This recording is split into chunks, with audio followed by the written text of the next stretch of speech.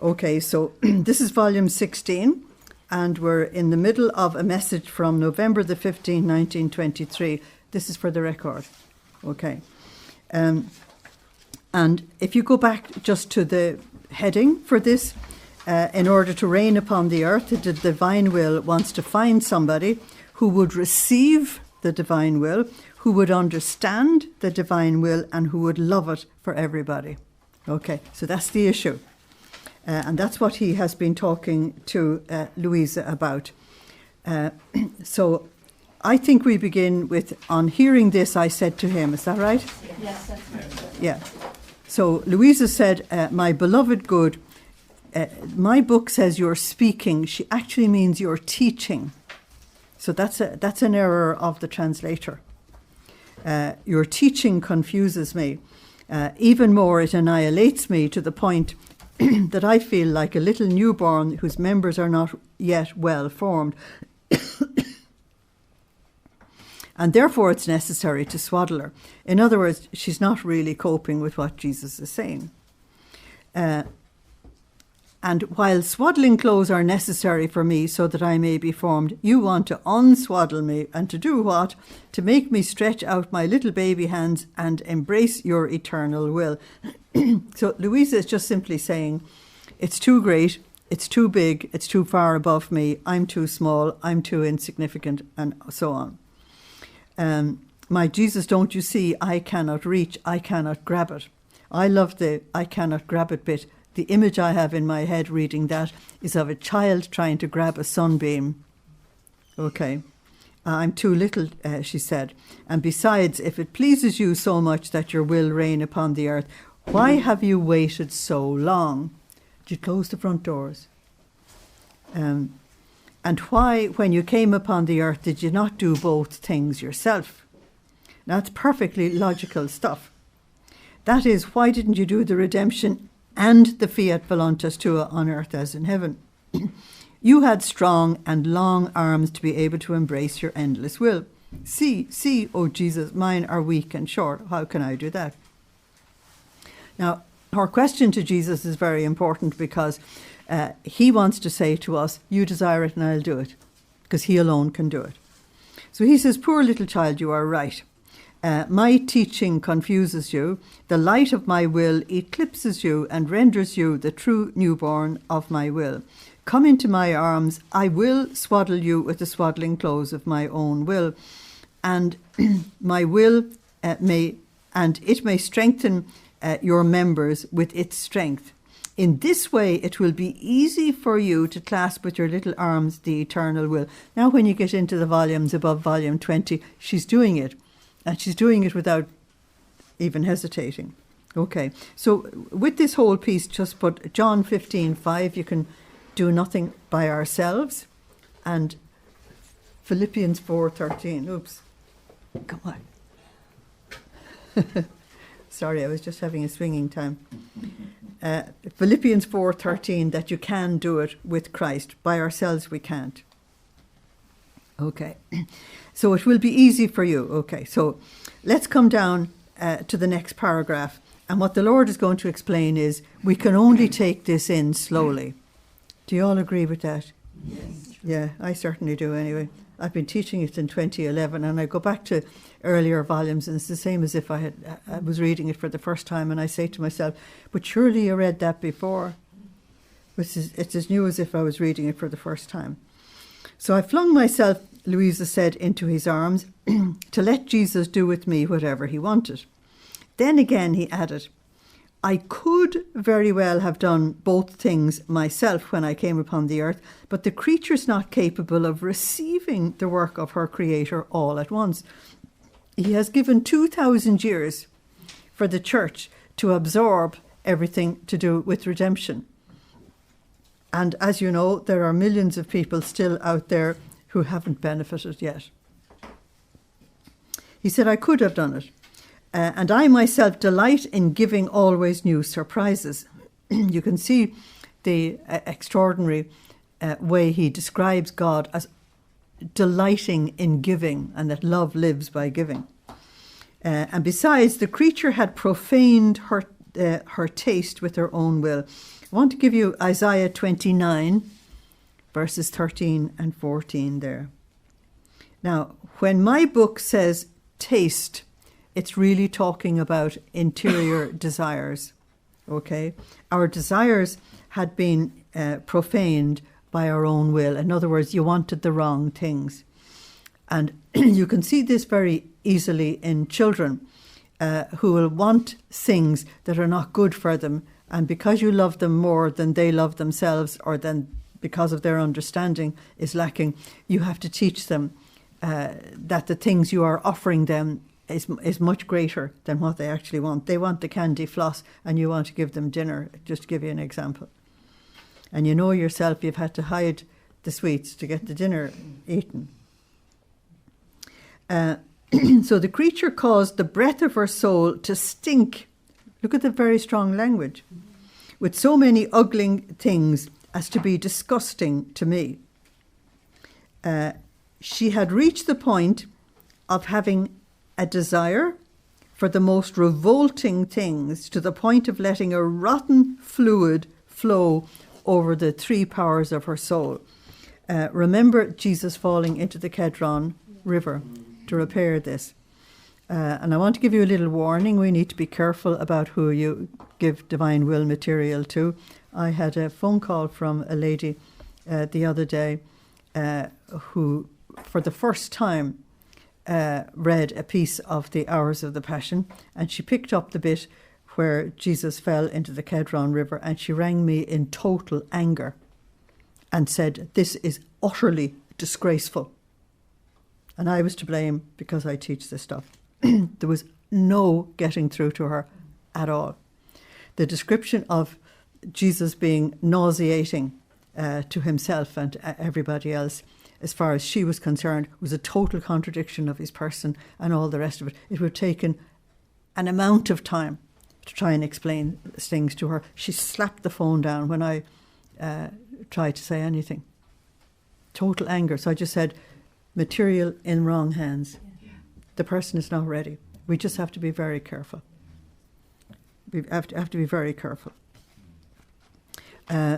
So we have accepted the fact that Jesus allowed himself to fall into the Kedron River in order to make reparation for all this filth that he's actually talking about, and that he came out of the Kedron River. The nauseating bit was that he was a pictorial version of what sin looks like. He had it on the outside, we have it on the inside. Okay. And it would have taken the rest of the day to get that across to the person who phoned me. So the three powers of the soul then have had this rotten fluid, as Jesus calls it. Now, the three powers of the soul are the intellect, the memory, and the will. So if they are fed with this rotten food, then we're not going to desire the right things. We're not going to give ourselves soul food. What I call soul food is the manna of God's word, the manna of the Eucharist, and personal prayer that enables you to take it in. Okay. So, such that her nobility could no longer be recognized. That's graphically described as Jesus not being recognized coming out of that river. Therefore, first I had to take care of all of this with my redemption, giving her, that is the soul, all the remedies, giving all these evils the bath of my blood in order to wash them. That's why I think it's extremely important to fuse and enter into Jesus every day, take his precious blood and wash the human race and wash the souls in purgatory with it. I think it's extremely important. Had I wanted to do both things, he said, since man was so dirty, blind and deaf. Now that's Isaiah chapter 6, verses 9 to 10. Isaiah, the Lord told Isaiah that the people were so blind that they would see and never perceive, hear and never understand, and their hearts had grown coarse with sin and so on. And the four Gospels picked that up as an explanation for redemption. what precisely it was that Jesus had to do. And when you examine Jesus' miracles, he went down the route of opening the eyes of the blind, unstopping the ears of the deaf, loosening the tongues, and helping people to walk. He literally, physically did what we call the prophetic parables on people, so that his gospel was written into the very flesh of human beings who heard it. Okay. So he said, had I wanted to do both things, since man was so dirty, blind and deaf, rendered so by his human will, he would not have had the eyes of the intelligence to understand my will. Now, we know that for people who are on the outside of religion, they don't even know how to enter a church properly. They don't know how to recognize the presence of the Lord. They don't know how to make contact with him. You give them a spiritual book, they don't understand it. They just don't grasp it at all. That's the understanding is darkened. When we come into a prayer life and we expose ourselves on a daily basis to the presence of the Lord and his grace, he enlightens us. And that's why the whole of spirituality is called enlightenment. That is light given to your intelligence and to your understanding. So for the lack of intelligence, I want to give you Matthew 13, verses 14 to 15, where Jesus said to the Pharisees that these people honour me with lip service, but their hearts are far from me. Heart meaning your own person. Matthew 13, verses 14 to 15.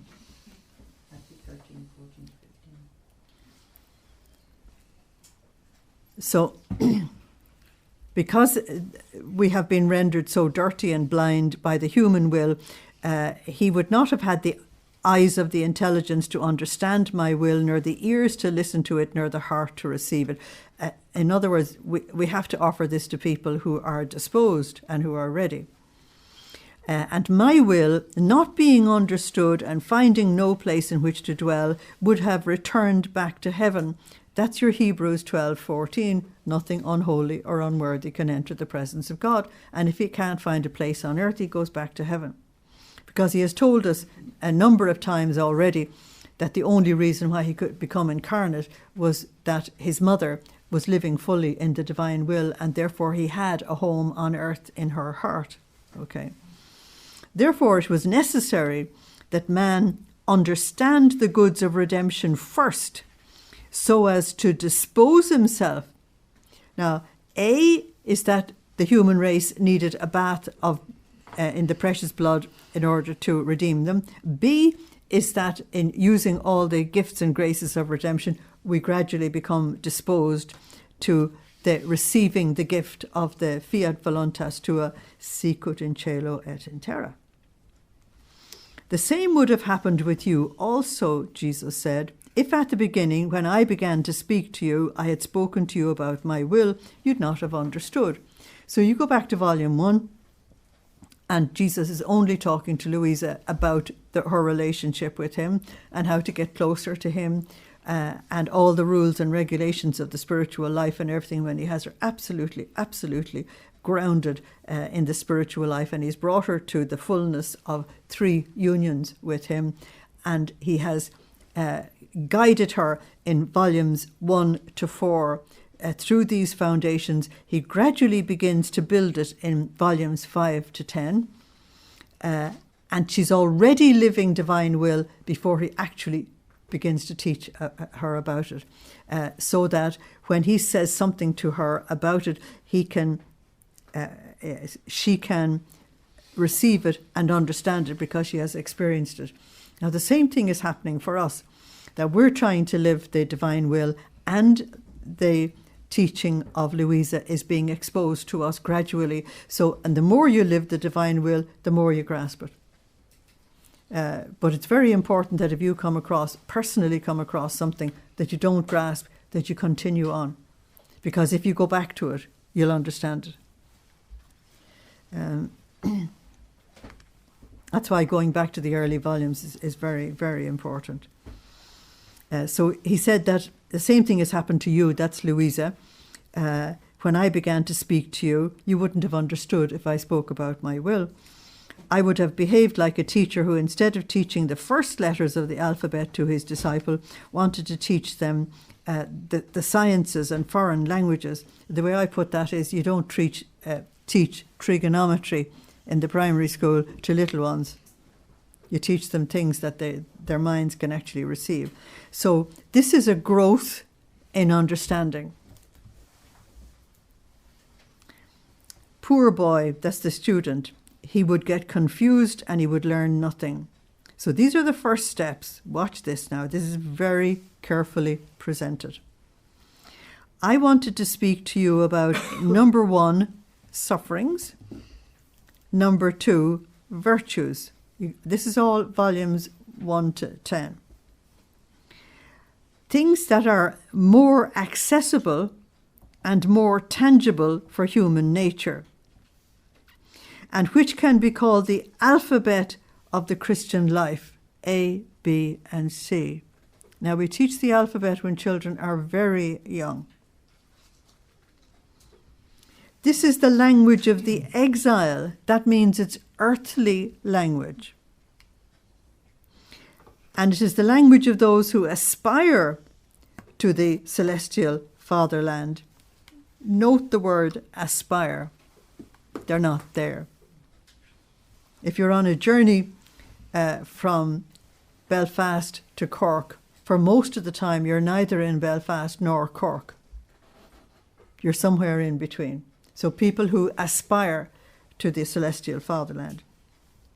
On the other hand, my will is the language of heaven. Now this is very, very important for anyone who's teaching.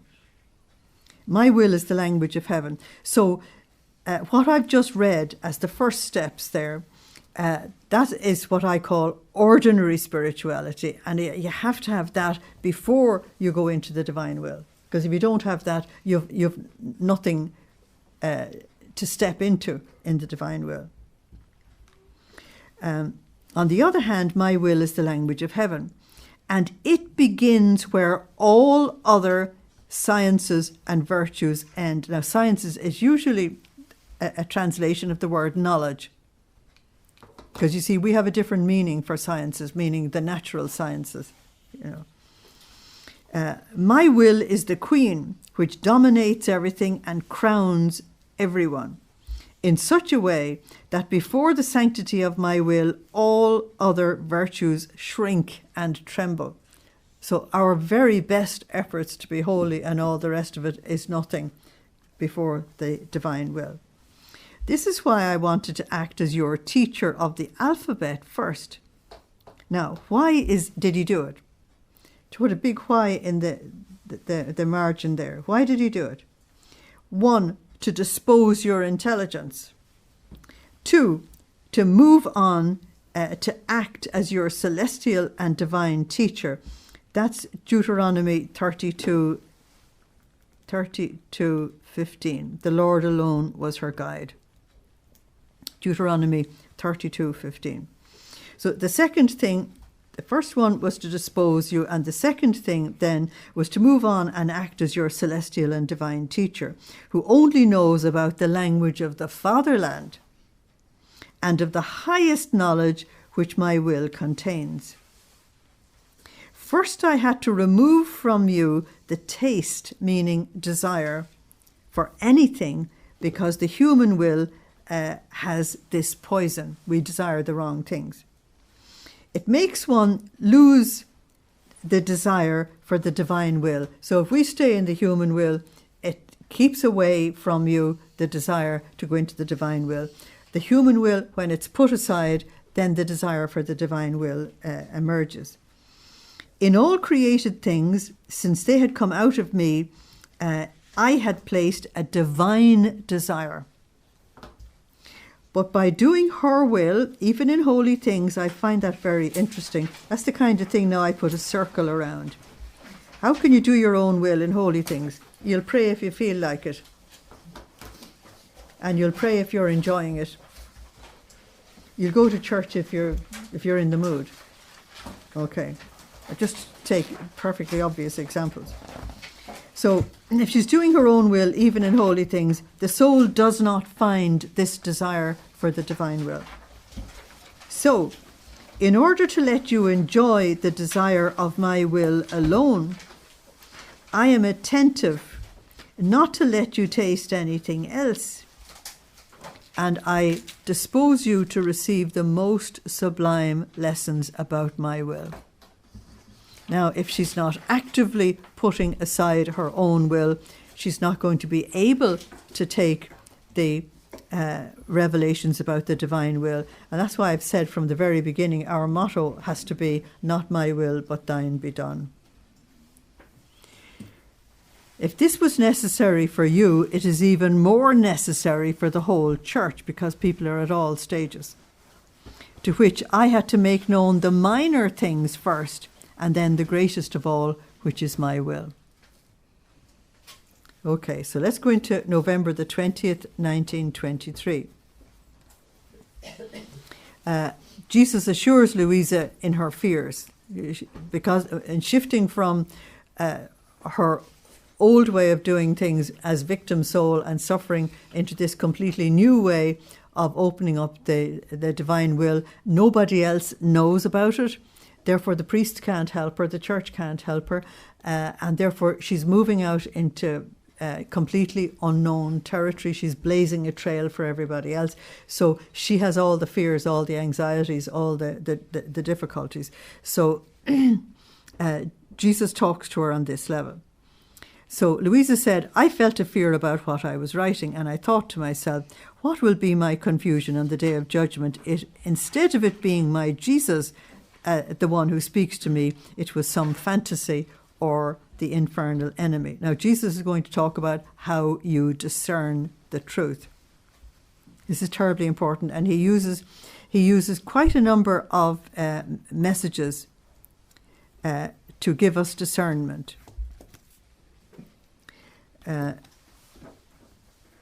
My Jesus, she said, I feel I am dying at the mere thought of it, and you know the great repugnance I feel in writing.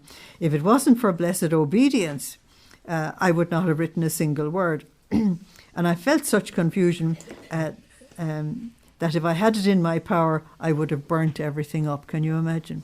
So she has no idea what God is going to do with this material. Okay. Now, what Jesus is going to tell her in the next paragraph is actually desperately important. I know this sounds a bit sexist and everything, particularly for women, because we can get sidetracked on feelings. And you can think that your feelings are facts. Okay. So what Jesus is going to do with her here is distinguish your feelings from your facts. He's done this many times before. Like, for example, she says, I'm bad. And he says, have you moved out of my will? No. Can you give me a list of your sins? No, I can't. Well, if you haven't sinned and if you haven't moved out of my will, then you're still in it. Stay with facts, not with feelings. So when Luisa says, I'm bad, I'll give you an Irish expression for it, and that is, I'm not feeling wonderful today. The mood isn't great today. And so if you determine the rightness or wrongness by that feeling, you're not dealing with reality. Is that okay? The reality is what you decide to do with everything. Okay? And if, regardless of your mood, you are doing the will of God to the best of your ability, and you're carrying out your duties to the best of your ability, and you're putting up with other human beings to the best of your ability, you're all right. Why do I say put up with them? Because that's what St. Paul says, put up with each other. Sometimes it's the only thing we can do. So now, while I was in this state, you see, Luisa is Italian and she's a woman. And both things together make problems, because Italians, whether they're male or female, are very emotional people. And if they're female, it's even worse. I've dealt with both. While I was in this state, my adorable Jesus came out from within my interior. That means he's there. There's nothing wrong. The kingdom of God is within you. That's Luke 17:21. So that's the first fact. And she's been told endlessly that if there was something wrong, namely if she had sinned, that he wouldn't be there. He would go. So he came out from within my interior as a little child, and placing his little head upon my shoulder, he clung to my face and he said to me, "My daughter, why do you fear? You must not be concerned about thoughts, but about facts." In other words, not the stuff that's running through your head, but the reality of what you actually do.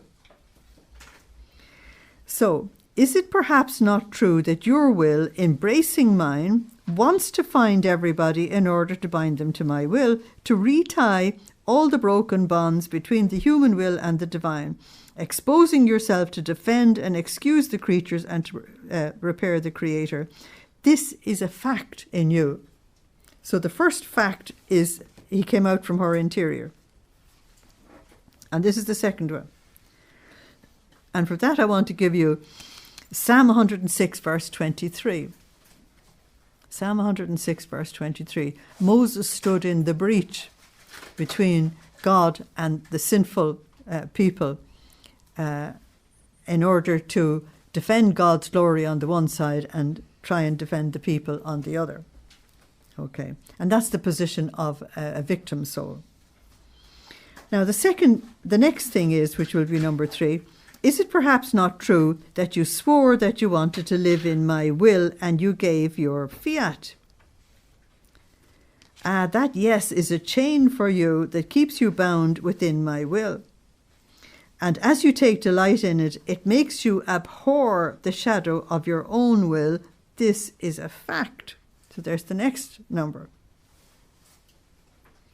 And then many other things which you know.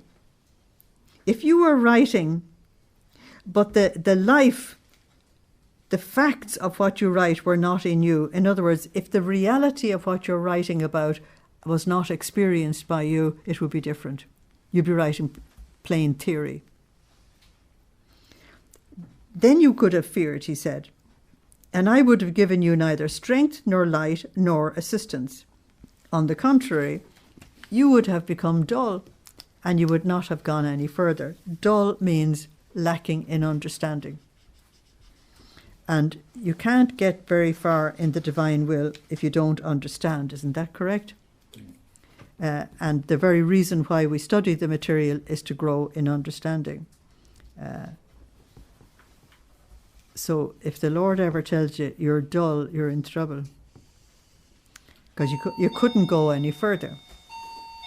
Therefore, he said, calm yourself and continue to live as though needed in my will. I love that, the needing. You're absolutely caught up. In order to expand the boundaries of your human will within mine.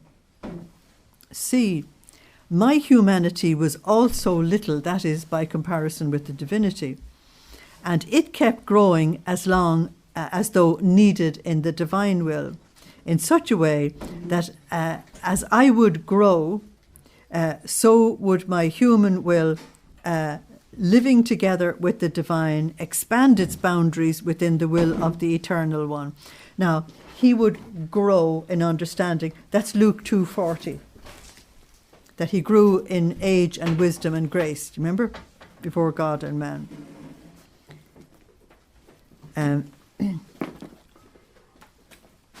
There's a chair up here for you, Joe. And would prepare the redemption and the fiat voluntas tua on earth as in heaven. And you, don't you want to follow my growth, but your flight in my will? So there's the next thing. She's growing in knowledge and understanding of the divine will, which can't happen if she's outside of it. So my will is not only life, but it is the very air of the soul. I've told you many times before that the sacred name, which the Jewish people will not pronounce out of reverence, is this. If you just look at me for a minute, it's Yahweh, my breath. He is my very breath. And so for God to breathe on us is extremely important, because you have it in Genesis 2:7 that God breathed the breath into the human being, and man became a living being. Okay, so he is my very breath. He is what makes me a living being. He is what makes me what I am. And if the air is missing to life, one's nature begins to decline, and breathing is hampered, the heart is hindered in its beating, the blood circulation is irregular, the intelligence becomes numb, the eye almost lifeless, the voice choked, and the strength is lost. What is it that casts so much chaos into human life? It's the lack of air. That's very interesting, isn't it? So a balsamic air can restore order and vigour to one's nature. Now this air is that the divine will is this air, bringing back this balsamic air into us, enabling us to live. So all this problem is caused by one's own will, which is like bad air. It produces chaos, irregularity, weakness, and the decline of what is good in the soul. And if it's not helped with the celestial air of my will, which makes everything rise again, fortifies, orders, and sanctifies everything, the human life will be a life half extinguished, disordered, on the slope of evil. That's very well described, isn't it? So the discernment is that if you're in the divine will, you're growing, and you're growing towards fullness, order, and the divine order. If you're outside of the divine will, you're going back into the human will and into chaos and into disorder. Okay. Now, in a previous life when I used to teach chemistry to people, you wouldn't associate me with that at all. One of the things that I used to try and say to the children over and above what you had to teach them was to try and get behind the thing and tell them something. And I said, look, you can see from what I'm demonstrating to you that molecules either go towards order or fall back into chaos. And if it goes towards order, it'll create new things and all the rest of it. It's either, we call the chaos entropy when you're dealing with chemistry. So it's either order or entropy. I said, remember that forever. I said, if you forget everything I've taught you, remember, we either go forward and become something greater and greater, or we fall back into absolute chaos. This is exactly what you've been told here. And what I love about it is that you can demonstrate this from different disciplines. You know, I'm sure if you're teaching some other discipline, you'd be able to demonstrate it as well. So you're either going forward towards growth or back into disintegration. So I want to pick up now in November the 24th, 1923. And we're going to get the story of the divine will. This should be one of the seminars. Okay. This is the story of the divine will. I was doing the hour of the Passion in which my sorrowful mother received her son dead in her arms and placed him in the sepulchre.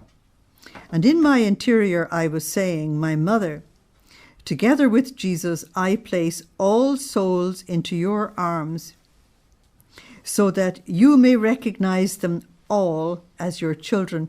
Jesus had placed all of them in her arms from the cross. That's John 19, 26 and 27. Mother, behold your son.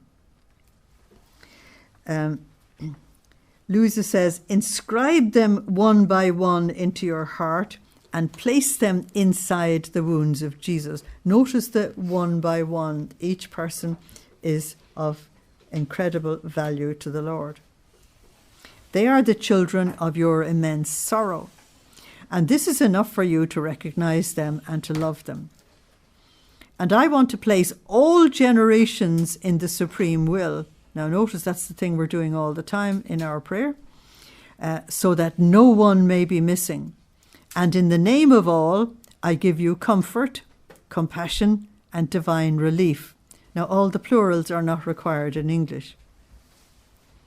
Now, while I was saying this, my sweet Jesus moved in my interior, and he told me, my daughter, if you knew with what food my sorrowful mother nourished all these children. And he doesn't finish the sentence. If you only knew is the way we put it. And Luisa said, what was it? And he said again, since you are my little one, chosen by me for the mission of my will, and you live in that fiat in which you were created, I want to make known to you the story of my eternal will.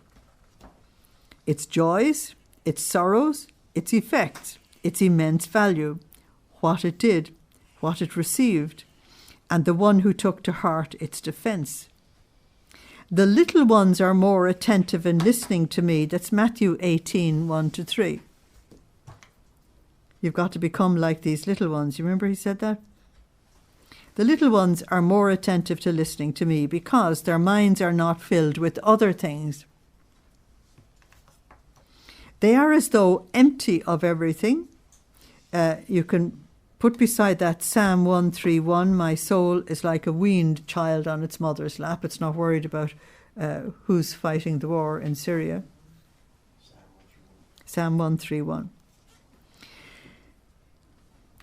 The little ones are as though empty of everything, and if one wants to give them a different food, they feel disgusted because, being little, they are used to taking only the milk of my will.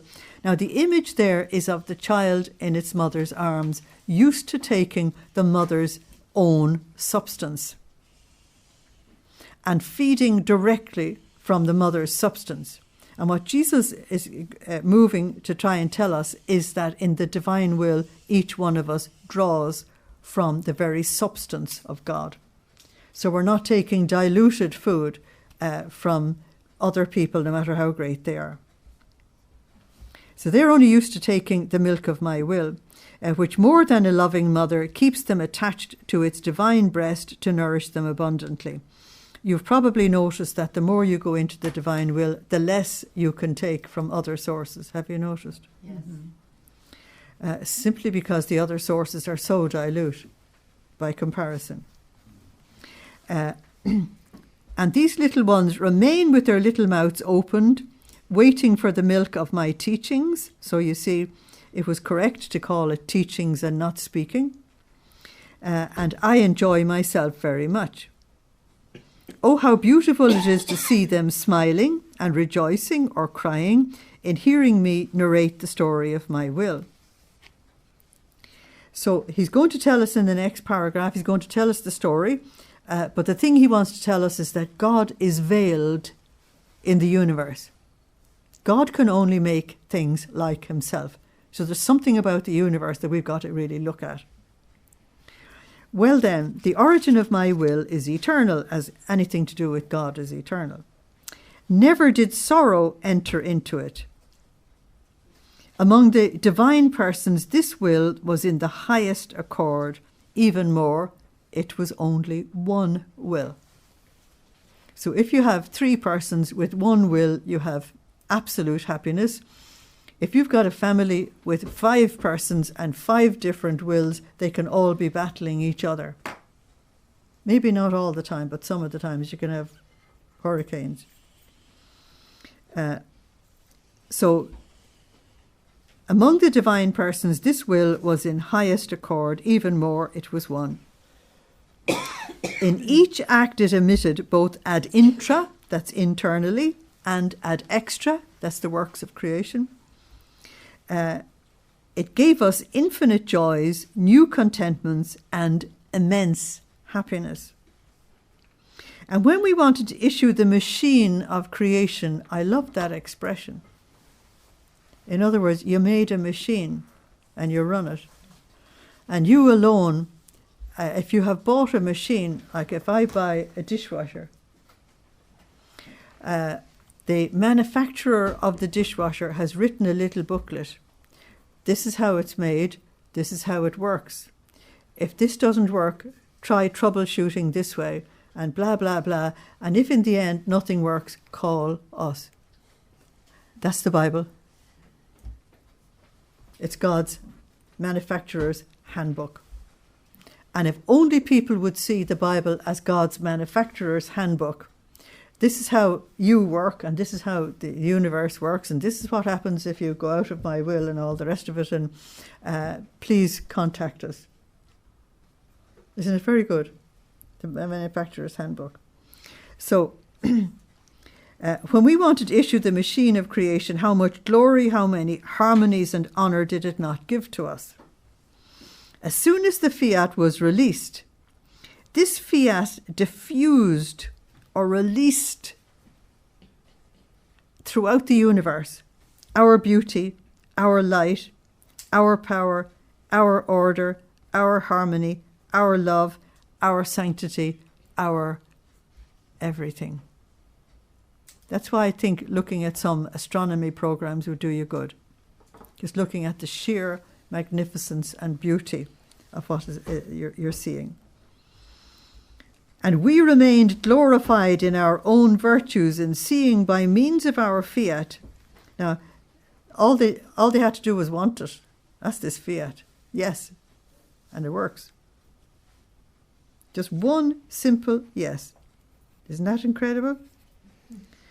A yes from the three divine persons. Our will did not stop. Swollen with love as it was, it wanted to create man. And you know his story, and therefore I move forward. It was he who caused the first sorrow to my will.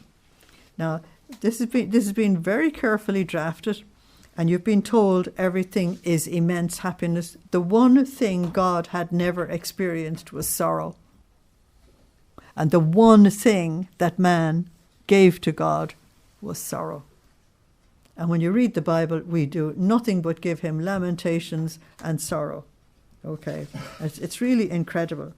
And if you look at the passion of Jesus, I mean, look what humanity did to God. It's unbelievable. So you would understand why in the Old Testament God would not give them his name. They'd destroy him if they could. They, meaning us. So man tried to embitter the one who loved him so much and who had made him happy. My will wept more than a tender mother weeping for the first time in eternity. We just don't realize what we've done. Okay, the first time.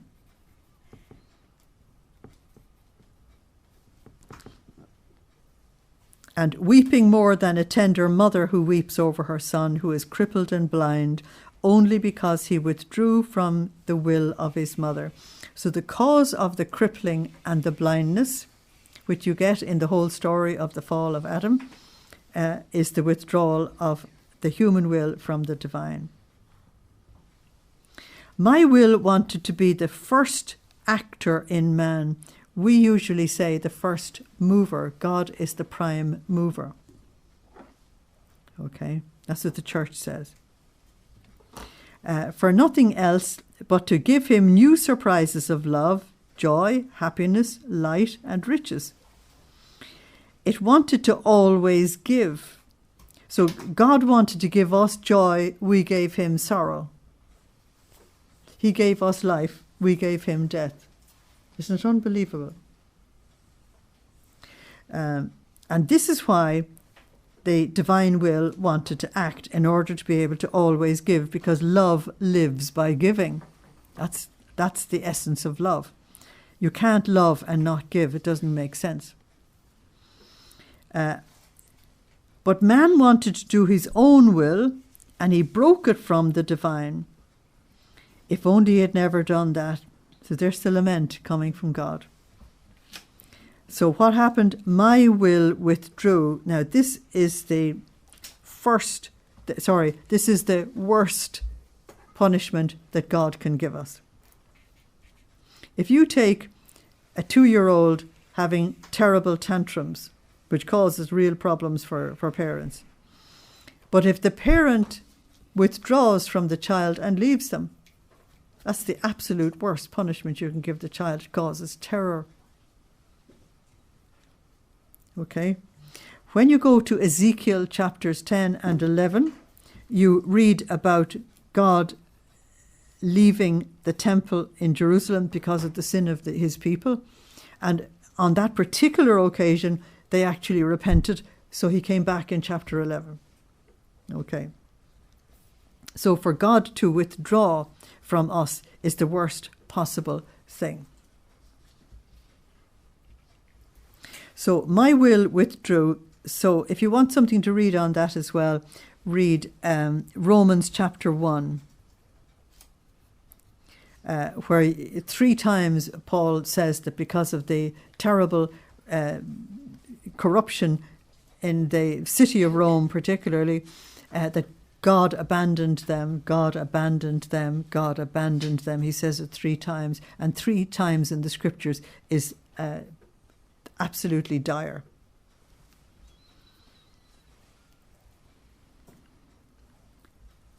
So once the divine will withdrew, he fell into the abyss of all evils. Why? He doesn't have grace. He doesn't have the divine will. And you have to put John 15:5, without him we can do nothing. One was needed now in order to rejoin these human wills, one was needed who would contain a divine will within himself. In order to be able to unify a divine will and a human will, somebody had to have both. Therefore, since I, the eternal Word, loved this man with an eternal love, that is a quotation from Jeremiah 31, verse 3. I have loved you with an everlasting love, and I'm constant in my affection for you.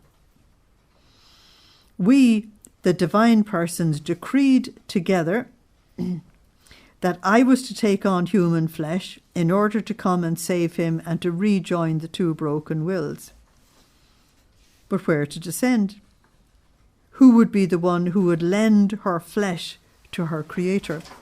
Now, before you turn the page, I want you to put Hosea 11, 1-9. Where the Lord is grieving and wants to redeem, but getting no help from the ones he will redeem. And what he wants to, he's going to be talking about love lives by giving in the next paragraph, and he's going to tell us that God gives to us by grace what he is by nature. That's an incredible thing. God gives to us by grace what he is by nature. And so for that, you use Psalm 8. What is man that you would even think about him, and yet you made him little less than a god? With glory and honour you crowned him, giving him power over the works of your hands. And you have Psalm, I think it's 86, 2. I think it's that. I said, you are gods, all of you, sons of the Most High. Sons of the Most High are God's own personal army.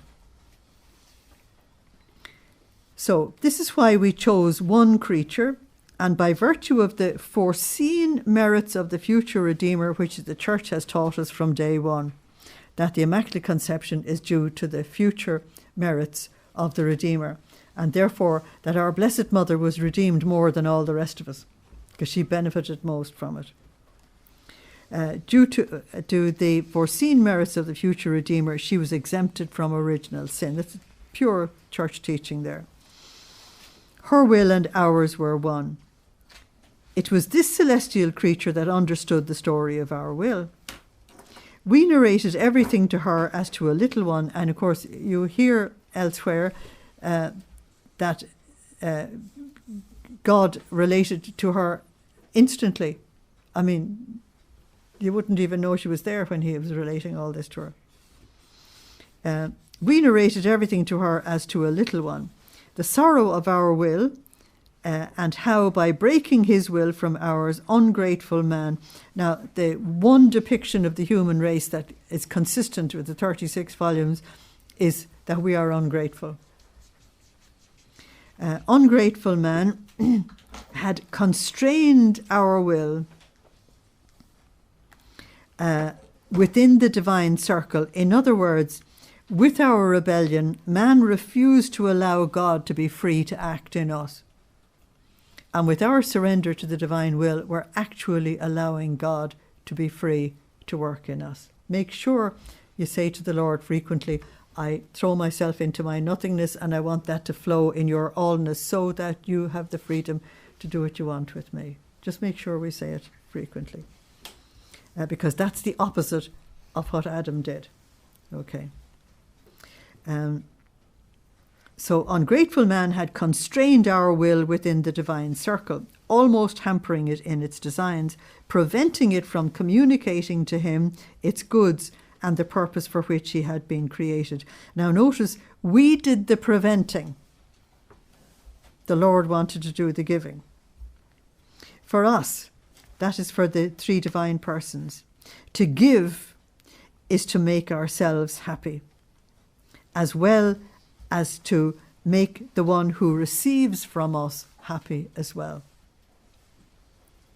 For us to give is to enrich without being impoverished. For us it is to give what we are by nature, forming it in the creature by grace. Isn't that absolutely amazing? I said you are gods, all of you sons of the Most High. You've made us little less than a god. With glory and honour you've crowned us. For us, it is to go out of ourselves, to give what we possess. By giving, our love pours itself out and our will makes feast. If we were not to give, why would we form the creation? So, the mere being unable to give to our children, to our dear images, Romans 8, 28 to 30. Romans 8, 28 to 30. Was like a mourning for our supreme will. Just in seeing man operate, speak, walk without the connection of our will. Now, he was putting man as Lord of the earth, and the Lord of the earth wasn't letting the Lord do anything. It's crazy stuff. That's like saying you have appointed a CEO to manage your estate, and the CEO doesn't allow you any freedom. You only happen to be the owner.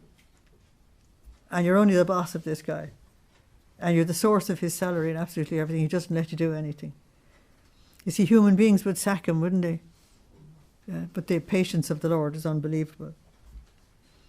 Just in seeing man operate and speak and walk without the connection of our will, because it had been broken by him, not by the Lord, and that currents of grace, light, sanctity, knowledge, etc., would run to him had he been with us, but could not.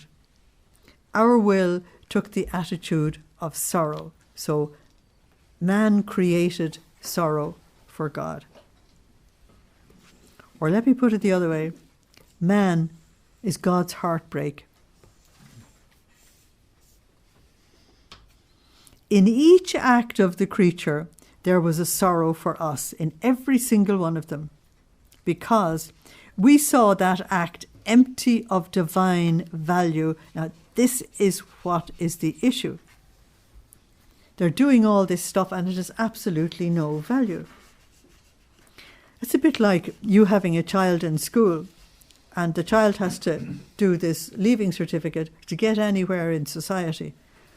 And they will read and study anything except what they have to do for their exam. And you know they're wasting their time, they're wasting this precious stage of their lives, and you have the frustration and the sorrow of seeing that. I presume I'm talking English to you. We saw that act, Jesus said, empty of divine value. We saw it as without beauty and without sanctity, therefore wasted. Completely dissimilar from our acts. Total waste. Oh, how the celestial little one understood this highest sorrow of ours. That's Blessed Mother. And the great evil of man in withdrawing from our will.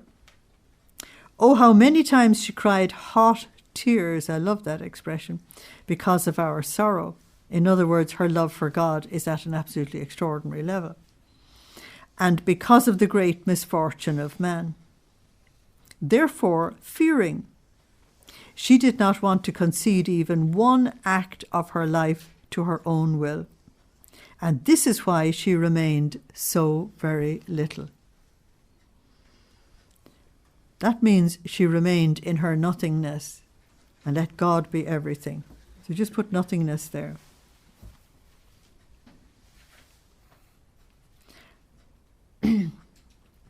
And you take Luke chapter 1, verses 46 to 49. You have done great things for this little one, and all the glory is for him.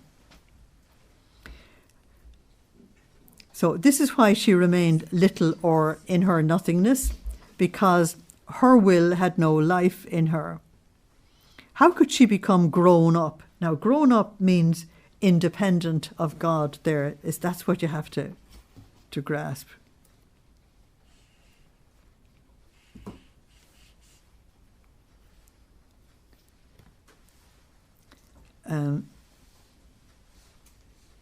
I remember there was a program on RTE some years ago in which a lady was asked to speak on the Our Father. Probably one of the last times they put anything religious on. And they, typical of RTE, they put somebody to counteract her. That's in case if you do any good, it's going to be completely counteracted. And the bit I remember very clearly, because I knew the speaker, I just don't want to say who she is. She spoke about this wonderful relationship that we have with God as father and child. And the woman who was opposing her said, well, the rest of us have grown up. We don't need this stupid nonsense of being a child all your life. And she absolutely drowned her out. And unfortunately, the speaker wasn't able to deal with it. It was really, really sad. But it's this grown-up thing. And the person counteracting her said, we don't need a God like that you have to suck his breast. And it's this thing, I'm independent, I can do it myself, I'm my own person, I'm my own God, I have myself to rely on.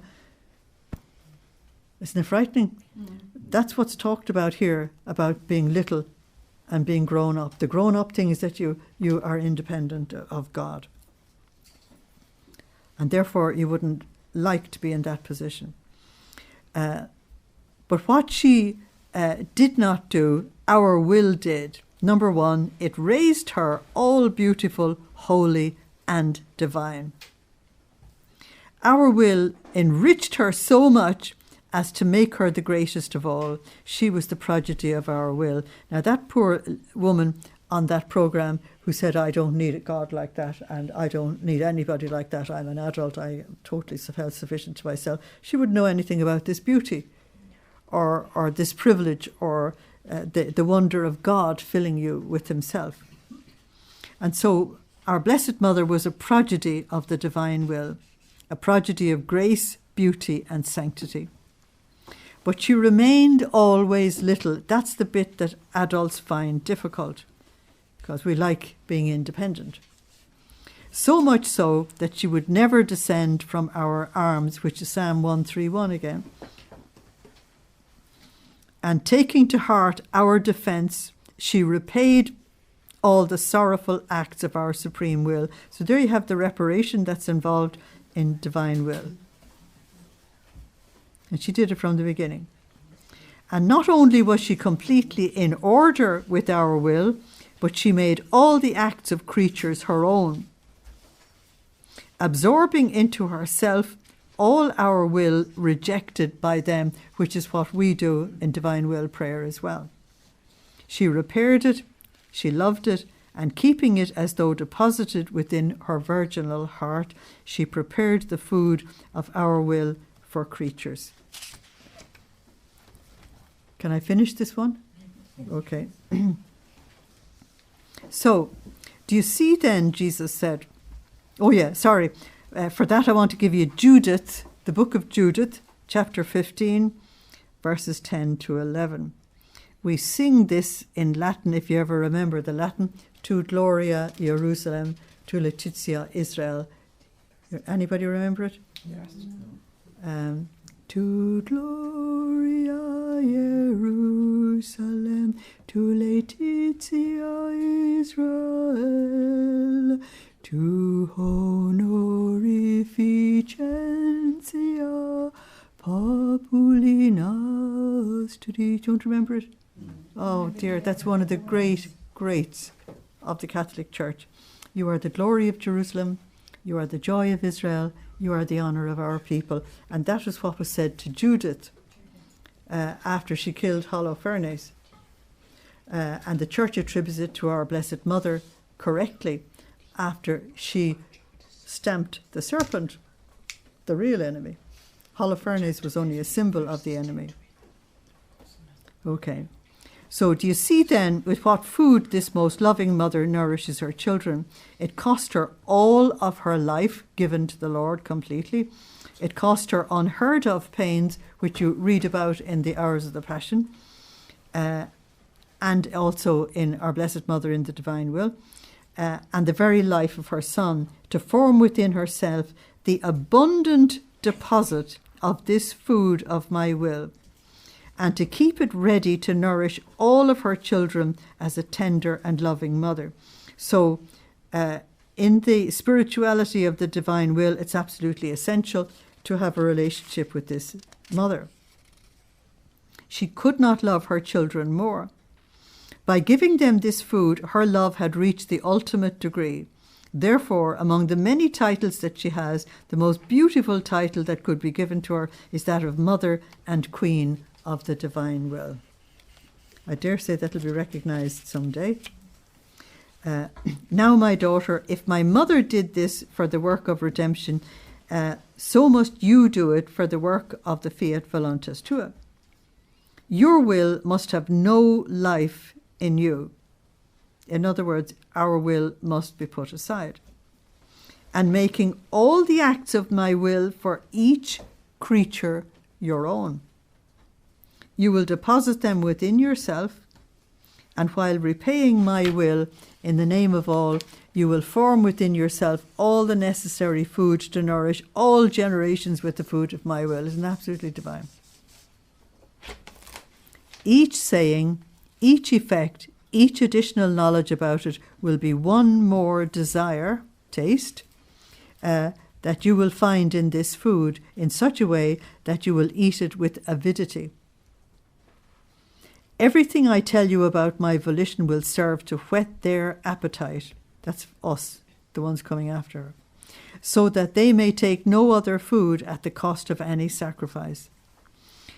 If a food were said to be good to restore one's strength, to heal the sick, to contain all tastes, and even more to give life, and to embellish and to make one happy, who could not make any sacrifice in order to take this food? So it will be with our will. So you learn rather quickly that other foods that you might have been feeding on earlier, that you let it go and you feed on the divine will, that it's completely satisfying. In order to make the divine will loved and desired, knowledge is necessary. You see the wonderful statement there. Therefore be attentive. Receive within yourself this deposit of my will, so that as a second mother, and we will all be little mothers of the human race, you may prepare the food for our children.